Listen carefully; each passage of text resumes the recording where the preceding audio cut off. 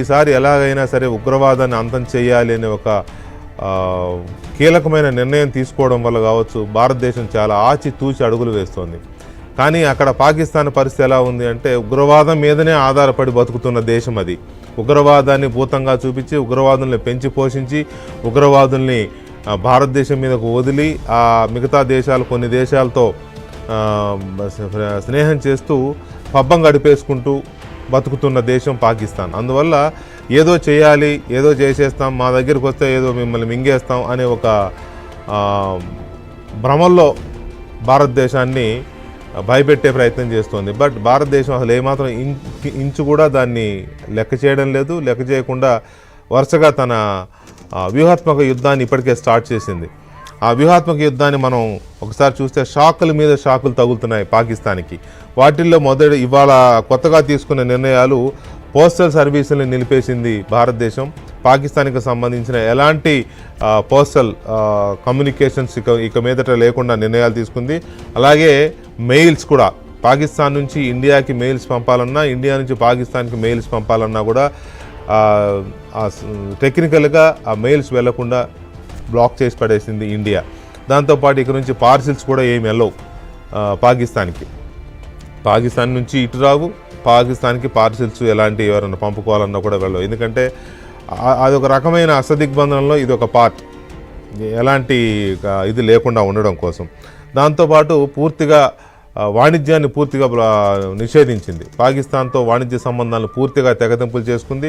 ఎగుమతులు దిగుమతులు ఎలాంటివి ఉండవు. ఇక భారతదేశాన్ని నుంచి పాకిస్తాన్కి ఎలాంటి ఎగుమతులు ఉండవు, అలాగే పాకిస్తాన్ నుంచి భారతదేశానికి ఎలాంటి దిగుమతులు కూడా ఉండవు. ఇది చాలా పాకిస్తాన్ లాంటి ఒక చిన్న పిపీలకం లాంటి దేశం అది. అదంతా దాని బతుకెంత. ఆ దేశానికి భారతదేశం లాంటి ఇంత పెద్ద దేశం వాణిజ్య ఒప్పందాలు రద్దు చేసుకుంటే పాకిస్తాన్ ఏమైపోతుంది? అందుకే ఆ దెబ్బ కొట్టింది భారతదేశం. దాంతోపాటు ఇప్పటికే సింధు జలాలను నిలిపివేస్తూ నిర్ణయం తీసుకుంది. దాని మీద కూడా ఇవాళ గట్టి డెసిషన్ అనౌన్స్ కూడా చేశారు. సింధు జలాల నిలిపివేతని ఒప్పందాన్ని రద్దు చేసుకుంటూ ఆ నిలిపివేతను అమలు చేస్తామని. సరే, పాకిస్తాన్ రక్షణ మంత్రి ఏదో ప్రగల్భాలు పలుకుతూ ఉన్నాడు. ఉన్మాదపూరితమైన కామెంట్స్ ఏవో చేశాడు. సింధు జలాలని రాకుండా భారతదేశం చేసే ఏ కట్టడాన్నైనా పేల్చేస్తామని. నీ పేల్చివేతలేంటో, నీ బతుకెంతో, నీ స్థాయి ఏంటో అక్కడ పక్కనున్న బలూచిస్తాన్లో ఉన్న విప్లవకారులు నీ సంగతి ఏంటో చెప్పేశారు. పాకిస్తాన్ నుంచి వేర్పాటువాదులుగా తయారైన అక్కడ బలూచిస్తాన్ ఒక ఉద్యమకారులు, వాళ్ళు బలూచిస్తాన్ ఒక దేశంగా ప్రకటించుకోవాలనుకుంటున్నారు. ఆ ప్రకటించుకోవడం కోసం పాకిస్తాన్ మీద వాళ్ళు ఇప్పటి నుంచో ఉద్యమం చేస్తున్నారు. అందులో భాగంగా ఇవాళ మంగూచోర్ అనే పట్టణాన్ని స్వాధీనం చేసేసుకున్నారు. బలూచిస్తాన్ ఉద్యమకారులు పాకిస్తాన్లోని మంగూచోర్ అనే ఒక పట్టణాన్ని స్వాధీనం చేసుకుని వందల మంది పాకిస్తాన్ సైనికులు బందీలుగా తమ అదుపులో పెట్టుకున్నారు. ఉద్యమకారుల్ని, ఒక పట్టణాన్ని కాపాడుకోలేకపోయిన పాకిస్తాన్ ఇవాళ ఏదో డిక్కీ బలిసిన కోడి కనుక ఏదో చికెన్ షాపును తొడగొట్టింది అన్నట్టుగా మన మీద తొడగొడుతుంటే అది నవ్వుల పాలుగాక ఏముంటుంది? ఇది ఒక కాన్సెప్ట్.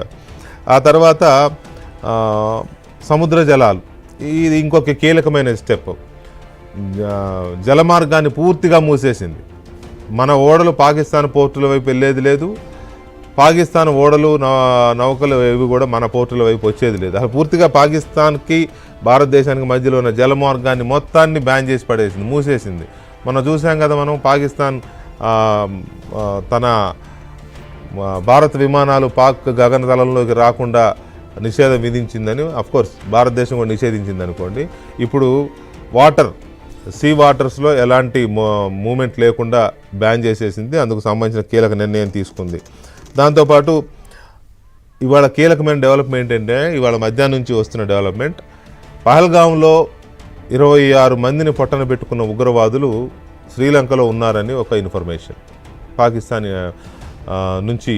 పాకిస్తాన్ నుంచి ఇండియాకి వచ్చి ఇండియాలో పహల్గాంలో కాల్పులు జరిపి 26 మందిని పొట్టన పెట్టుకొని అక్కడి నుంచి చెన్నైకి వచ్చి చెన్నై నుంచి కొలంబో చేరుకున్నారనేది లేటెస్ట్ రిపోర్ట్స్. ఇది మన ఇంటెలిజెన్స్ వర్గాలు మనకిస్తున్న రిపోర్ట్స్. వెంటనే కొలంబోని అలర్ట్ చేశారు. అక్కడ కొలంబో పోలీసులు అలర్ట్ అయ్యి వాళ్ళ కోసం గాలింపు జరుగుతోంది. సో అంటే ఇక్కడ వీళ్ళు ఎక్కడి నుంచి ఎక్కడికి వెళ్ళారు అనే దాని మీద కూడా ట్రాకింగ్ జరుగుతుంది. మన NIA దాన్ని ట్రాక్ చేస్తుంది. సో ఇది ఒక కీలకమైన ఇది వెంటనే అప్రమత్తమయ్యి మన శ్రీలంక పోలీసులకు మన వాళ్ళు సమాచారం ఇచ్చారు.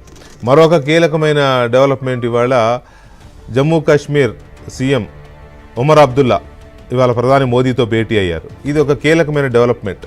దీని వెనుక చాలా అర్థాలు ధ్వనిస్తున్నాయి. ఎందుకు అనంటే ఈ ఘటన జరిగిన తర్వాత 22వ తేదీన ఏప్రిల్ 22వ తేదీన పహల్గామ్లో ఉగ్రవాదులు 26 మంది అమాయకుల ప్రాణాలు తీసిన తర్వాత ప్రధానమంత్రితో ఉమర్ అబ్దుల్లా జమ్మూ కాశ్మీర్ సీఎం ఉమర్ అబ్దుల్లా జరిగిన భేటీ ఇదే మొదటిది. ఈ భేటీ ఎందుకు జరిగింది? ప్రధానమంత్రి ఆయన పిలిపించుకున్నారా, ఆయనే వచ్చి ప్రధానమంత్రిని కలిశారా? కారణం ఏదైనా చాలా కీలకమైన భేటీ ఇది. భారతదేశం నెక్స్ట్ తీసుకోబోయే స్టెప్స్ అన్నిటికీ కూడా అక్కడ జమ్మూ కాశ్మీర్ ప్రభుత్వం అలర్ట్గా ఉండాల్సి ఉంటుంది. ప్రభుత్వం వైపు నుంచి పూర్తి సహకారం